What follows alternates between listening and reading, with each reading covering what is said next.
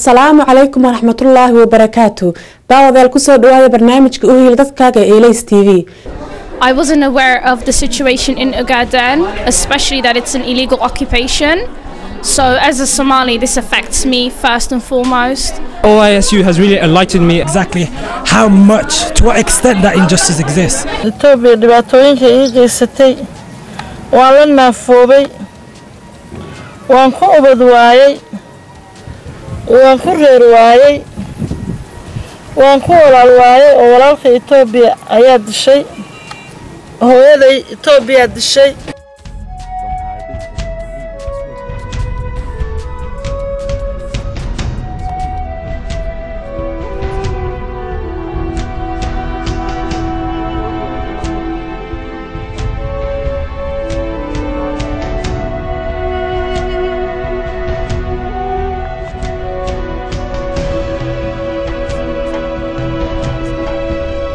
daawadayaal toddobaadka hore waxaan ku soo qaadanay barnaamijka Hiili Dadkaaga kufsiga oo noqday hub ciidanka gumayska Itoobiya u adeegsado shacbiga Soomaalida Ogaadeniya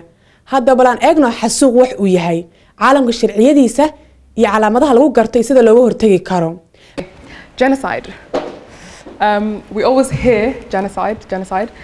but what does genocide actually mean? It's the deliberate killing of a large group of people from a particular ethnic group or a particular religious group.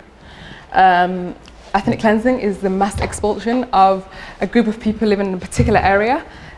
of a particular nation or an ethnic group or a religious group by those of another. Okay, is this not what is happening right now? Is it not systematic? It's systematic. It's targets.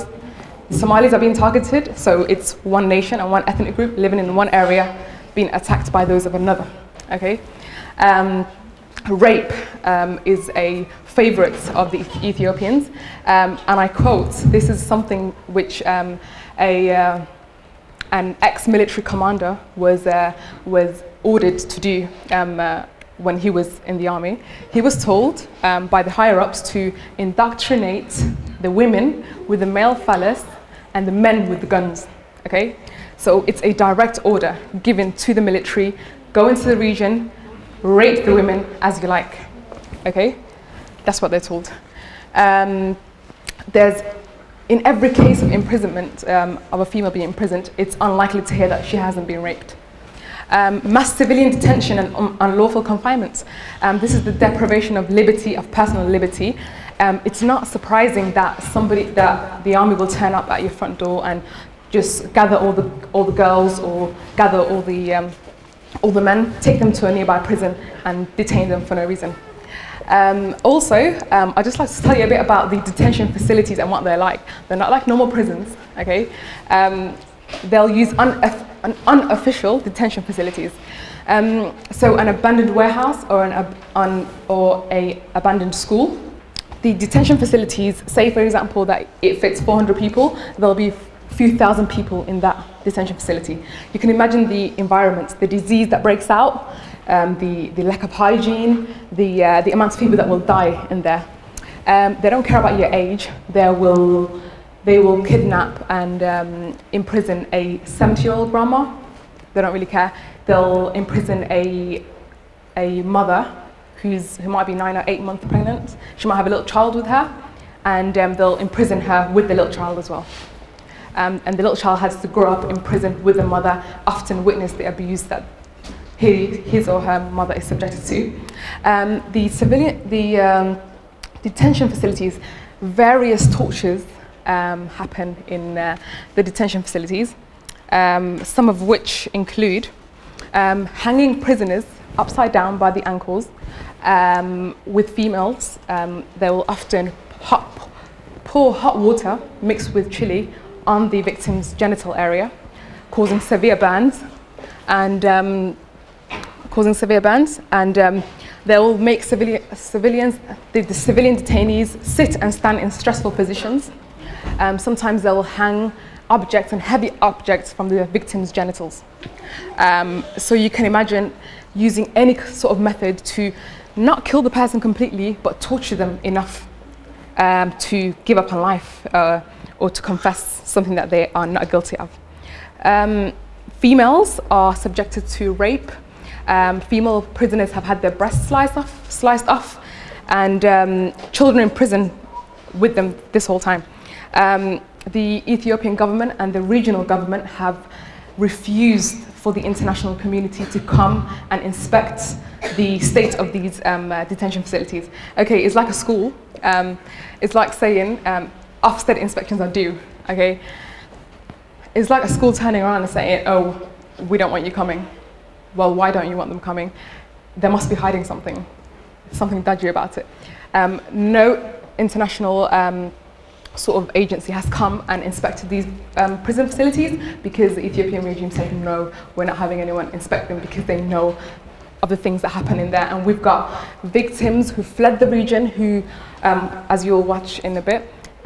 victims who fled the region talking about their experiences and how it's been done to them, showing marks and proof of the tortures that they've been subjected to. Yeah, for many cases of imprisonment, they're in prison, held for several weeks, then they're taken to these horrendous cells known as neftid. Neftid, what does neftid mean in Somali? Well, in English. Eh? Okay, neftid literally means no air. Okay, so these cells are airless and dark. Okay, thousands of civilians have suffocated and as a result died in the past decade in these kinds of prison facilities. The Ethiopian army is well organized. Okay, so what they'll do is they'll approach a village or a nomadic settlement and they'll round up all the inhabitants and take them 30 or 40 kilometers away from the area and then kill them in that way. Next one. Okay, this just to add on, education access is limited with literacy rates of 22% for men and 9.8% for women and an infant mortality of 57 out of 1,000. Okay, so it's really bad. Imagine a population where 9.8% of the women can read. So it's really systematic. It's using any method dehumanizing the population, destabilizing the region, using every method of warfare that they literally can. Also to add on, they've also waged a cultural war. They want to eradicate the sense of Somaliness these people hold. They want them to accept Ethiopianness and to surrender themselves, basically, which is not going to happen. haddaba sidee ayaa looga hortagi karaa xasuuqa noocan oo kale ah maxayse tahay kaalinta shacabka Soomaalida Ogaadeniya ee ku nool qurbaha qodobadaas iyo kuwa lamid ayaan idin haynaa aad iyo aad baad mahadsantihiin bahda Ilays waan u mahadcelinayaa run ahaantii kaalinta muhiimka ay kaga jiraan halganka magacaygu waa Mustafa Maxamed Cabdi gudoomiyaha ururka dhalinyarada OYSU UK barnaamijku waxaa nagala qayb qaadan doona xubno kamid ah ururka OYSU UK oo ka warami doona kaalinta ururada bulshada iyo jaalida Ogaadeniya qurbaha kaalintooda ku aadan kortaga ama la dagaalanka xasuuqa ka socda Ogaadeniya warbixinta waxaa noo soo agaasimay wariyaheena Ilays TV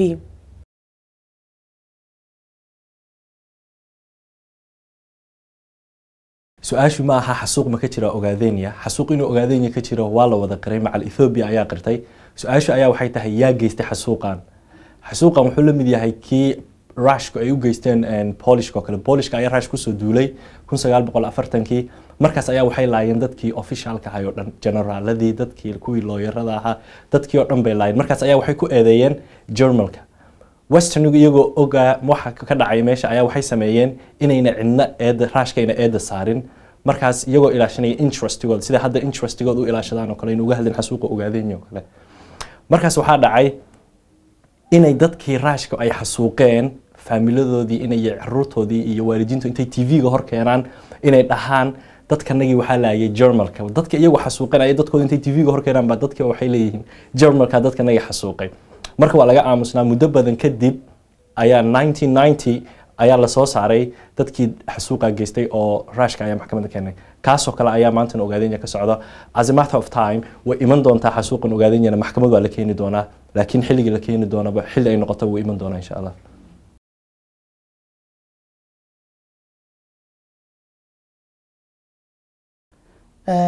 xasuuq waliba baan oo aad iyo aad u adag ayaa ka jira waxa lagu xaqiijin karaa inuu xasuuq ka jiro oo ay wadanka mataqaanaa dadka la xasuuqo dad dhan oo magaalo dhan ku noolaa oo waxa jira kabiir iyo saqiir kulligood mataqaana iyagoo aan loo kala eegin cidna aan loo kala saarin inta lasoo qaaday la laayay magaalooyinkoodii la gubay xoolahoodii la dhacay dadkaas waxyaabaha lagu laynayo lagu mataqaanaa lagu xasuuqayo wax kale ma aha waa isir ahaan meesha ay kasoo jeedaan maadaama dad Soomaali ay yihiin isir ahaan baa lagu dilayaa waayo waxaan ognahay Ethiopia dadka Soomaalida ee degan wadankaas degan muhiim uma aha iyaga waxa muhiim ah waxa weeyaan khayraadka dhulka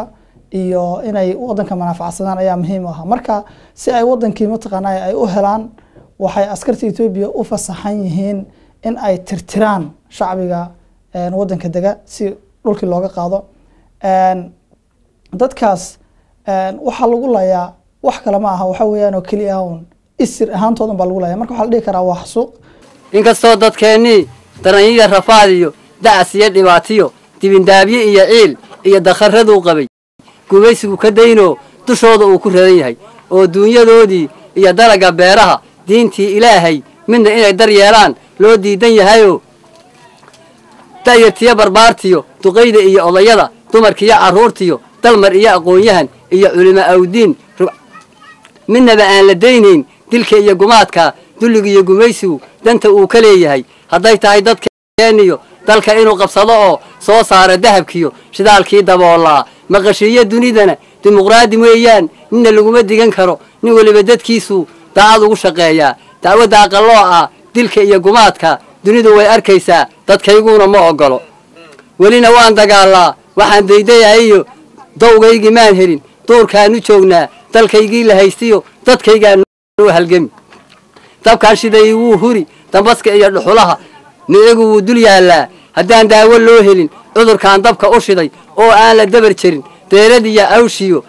garanuug didaysiyo biciid doox ku nool iyo goodir diilimalihiyo farowgaa dib jiri iyo maroodiga dawaafiyo gari duurka joogiyo wiishaa dagaashiyo jeerta diisha joogtiyo dadqaad iyo yaxaas iyo dagaa iyo yaxaas iyo dadqaad iyo libaax iyo dawiciyo dhurwaa iyo gududana dalbalihiyo shabeel duunyalaysiyo daanyeerta qowgiyo doofaarka saaxada dabangaale iyo xoor iyo biisa dibadeed milac doox ku nool iyo taqsi iyo kaneeciyo barambarada duushiyo ayax dunida leefiyo aboorkii dundumadiyo digiiran iyo guumays haddaan daawo loo helin cudurkaan dabka u shiday daris iyo shisheeyaba maxaa duul ku guban badan oo dunida aafayn dambaaburrada qiiqdi iyo dambaski iyo dhuxulo wabilaahi tawfiiq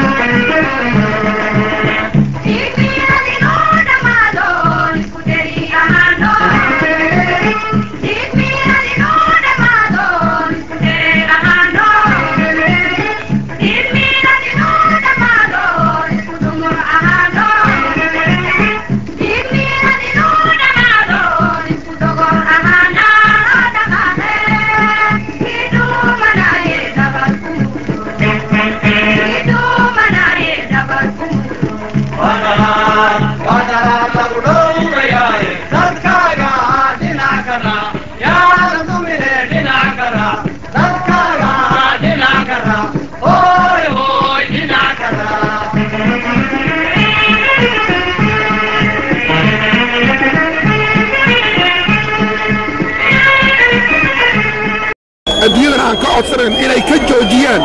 maalka iyo hantida iyo deeqda ay siinayaan ee lagu xasuuqayo shacabka Soomaalida Ogaden iyo shacabweynaha dulmana dhan ee Itoobiya oo dhan maxaa ku lagu xasuuqayo oo leenahay hantidaasi waa in laga joojiya waa in la dabagalaa waxa uu dhan ciidamadiisa ku shaqeynaya raashinka uu ciidamadiisa ku siinayo dadkiina ay gaajo ay ku wada maranayaan imikana wuxuu bilaabay inuu dhulkiiba iibiyaba oo uu shirkado iyo dadyo kale oo dhan dhulkii oo dhan uu ka wada iibiyo isaguna halka uu dilaan uu ka noqdo dhulkiina laga beero maxaan ku raadayay waxyaabaha soo baxay inuu nabad guura dadkiina ay gaajo ay runtii ay wada dhimanayaan marka laakiin waxaan aad ugu faraxsanahay in waqtigiisii soo dhawaaday inta ka badan uu sii socon doonin marka aad iyo aad baan u faraxsanahay maanta inaan barnaamijkan maanta halkan ka soo qayb galo dareenkaygana sidaan ku muujiyo anigoo Ariyaale Xamuud Axmed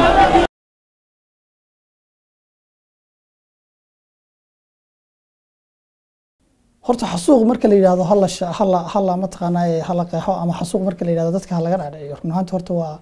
waa program aad iyo aad u weyn weeye hawl badan bay u baahan tahay kow sidoo markaad waxaan ogaato ee aad cilmi u yeelato ayaad wax qabadkiisa u gudubtaa marka ururada bulshada iyo guud ahaan jaaliyadaha Ogaden iyo kuwa gudaha jooga iyo kuwa dibadda joogaba gaar ahaan dhalinyarada ururka dhalinyarada OYSU shaqooyinka u yaala waxa kamid ah number 1 in bal horta dadkii la wacyi geliyo oo dhibaatadan lagu hayo ma garanaysaa la soo faxtirsatay in bal horta loo sheego dhibkani in uu dambi yahay oo xasuuq yahay adduunkana waxyaabahan iyaga lagu sameeynaya uu dambi ka yahay horta bal in laga dhaadhiciyo la ogeysiyo kadib markii arinta awareness-ka ah ama wacyigelinta bulshada la sameeyo ayaa waxa loo gudbi karaa haddana sidii mataqana wax looga qaban lahaa hadda tusaale ahaan ururka dhalinyarada OYSU UK faraciisa mataqana Midlandka maalintii dhaweyto anaga ku sameynay barnaamij noocaas aanu ugu magac daray barnaamijka wacyigelinta bulshada waxa weeye waxaan u soo bandhignay bulshadii oo aan u tusnay dhibaatooyinka lagu hayo iyo in dhibaatadan dadka lagu haya ay tahay xasuuq oo adduunka dambi ka tahay oo falal aad iyo aad ma garanaysaa ay ugu raacaan adduunka dambiye aad waaweyn kamid ay yihiin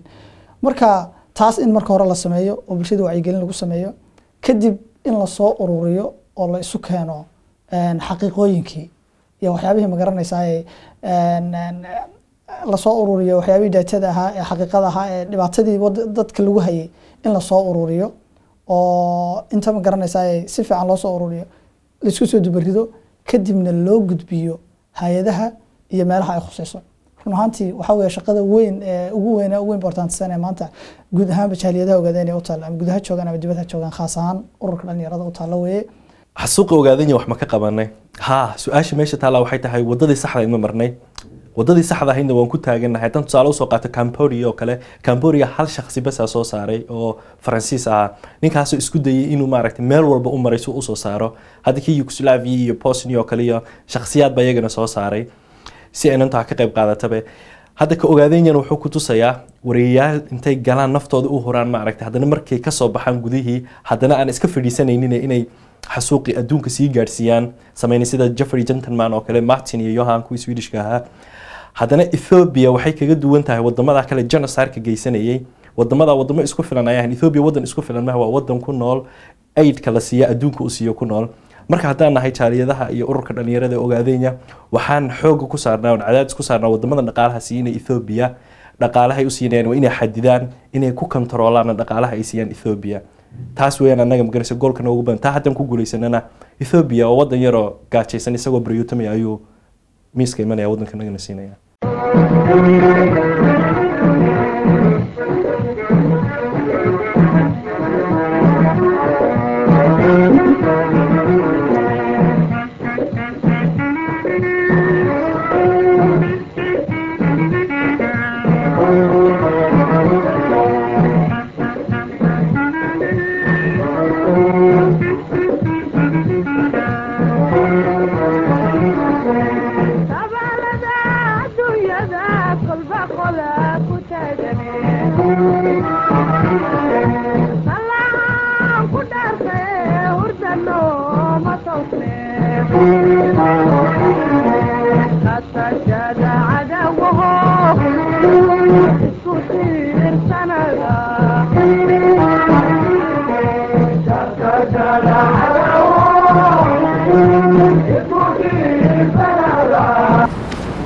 I think it was 4 years ago the committee visited Ethiopia,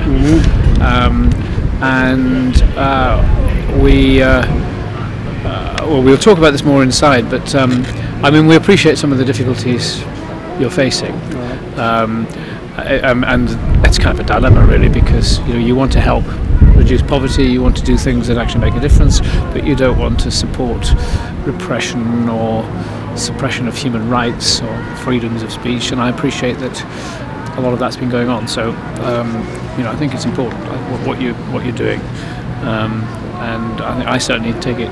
very seriously that you take this time and this trouble to come and make these representations.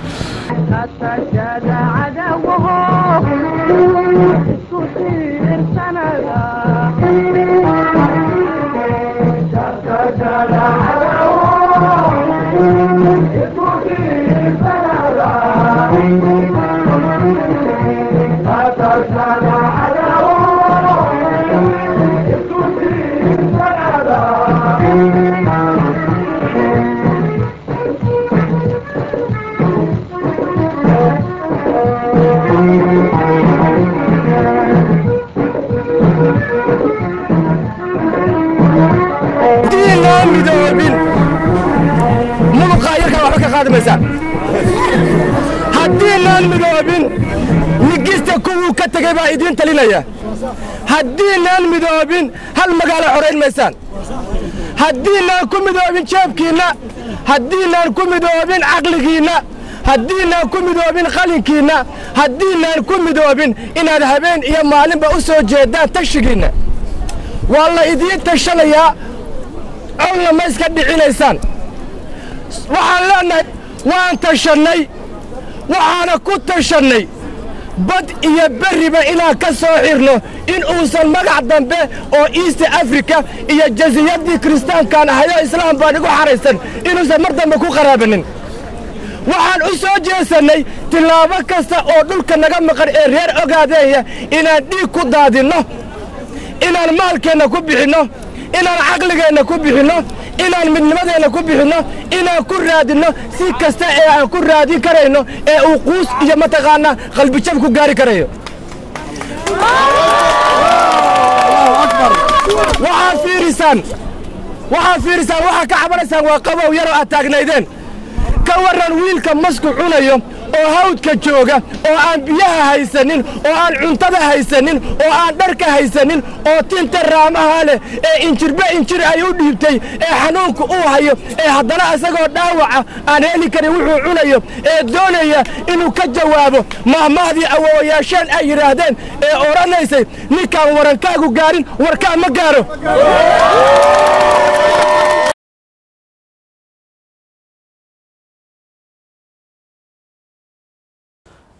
ها way jirtaa waxyaabo badan oo ka qabanay baa jirta run ahaantii oo anagu aanu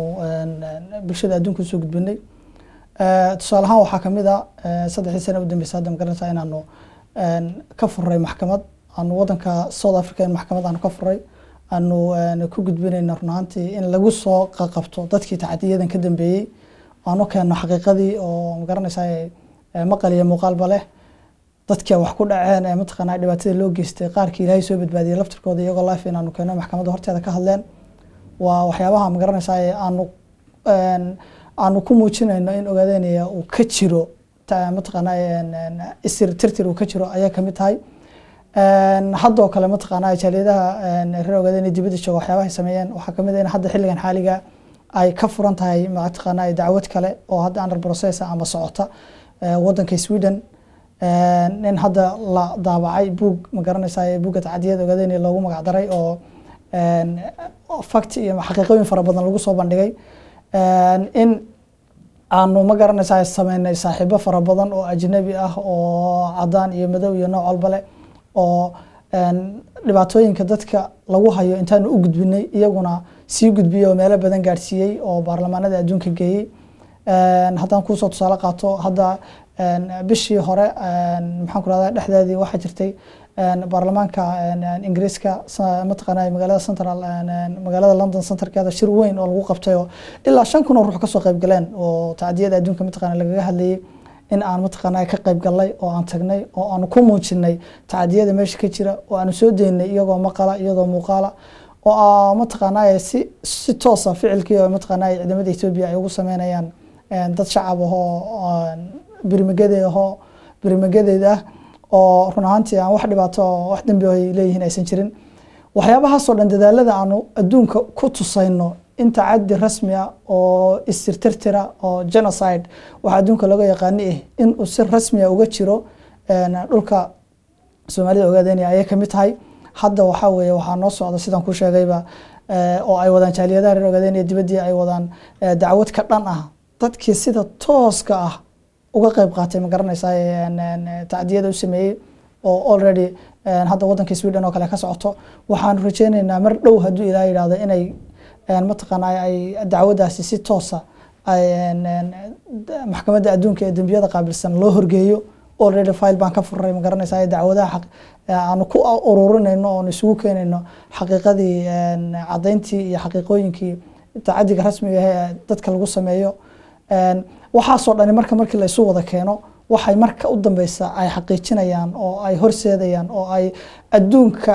uu garan doonaa oo ay ka dhaadhici mataqaanaa xaqiiqo u noqon doonto adduunka si international loo aqoonsan doonaa in tacadi rasmi ah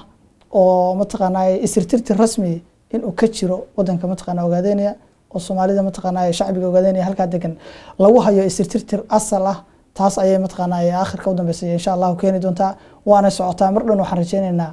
in maxkamadda heeg horteeda laga akhriyo lana soo hordhigo ma garanaysaa dadkii tacadiyadan geystay loona aqoonsado in genocide asali uu ka jiro wadanka Ogaadeniya